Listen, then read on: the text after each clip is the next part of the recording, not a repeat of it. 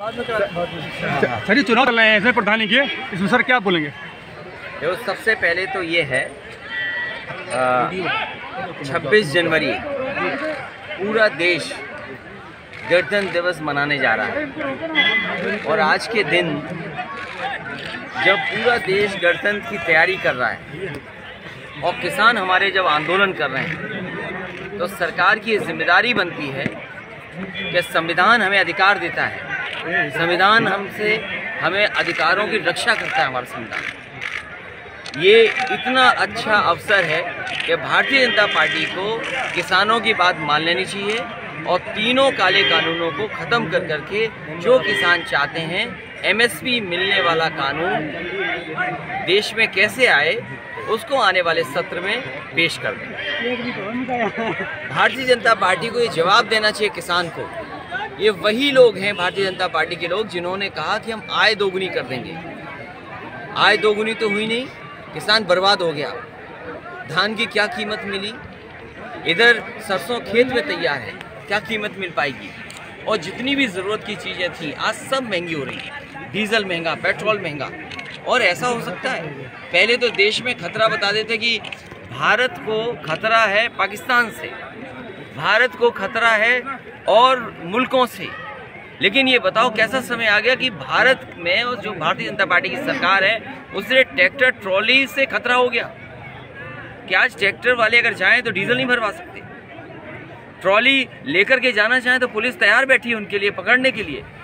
तो खतरा दूसरे देशों से है कि हमारे किसान से है। और याद रखिए, इस हिंदुस्तान को, भारत को बनाने वाला कोई है तो वो किसान है। हिंदुस्तान को बनाया है किसानों ने और किसानों का ही ये हिंदुस्तान है। भारतीय जनता पार्टी को सभी कानून वापस लेने चाहिए और किसानों के हित में फैसले होने चाहिए। सर आपकी जो ना क्या रूपरेखा है ऐसे प्रधानी के लिए? सर देखिए, प्रधानी का चुनाव अपने आप लोग लड़ा करते हैं सर, विधानसभा और आप में से भी कुछ लोग होंगे, हो सकता है मन हो उनका भी लड़ने का, क्योंकि आप कैंपिल के बहुत अच्छे पत्रकार हैं। तो प्रधानी का चुनाव और इस तरह के चुनाव वो अपने उनके ग्राम के चुनाव होते हैं, उसमें पार्टी इंटरफेयर नहीं करती है।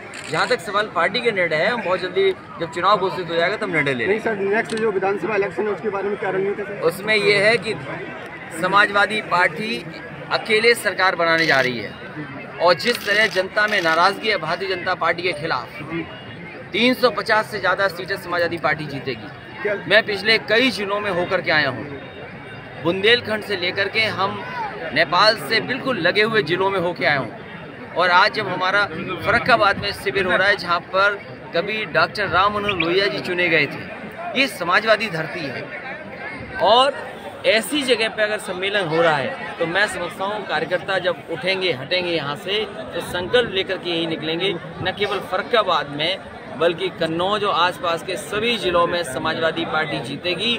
और जैसा मैंने पहले कहा, अगर झूठ पर भारतीय जनता पार्टी 324 सीटें जीत सकती है तो अपना समाजवादी विकास, समाजवादी विचारधारा, समाजवादी फैसलों को लेकर के जाएंगे तो समाजवादी पार्टी 350 सीटें जीतेगी।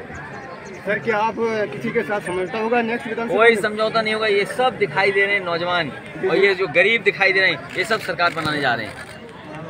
चाचा को कोई समझौता होगा सर प्रसपा पार्टी से? कितनी बार बोलूं, आप भी जानते हो वो बातें सब। छोटे दलों के लिए रास्ता खुला हुआ है,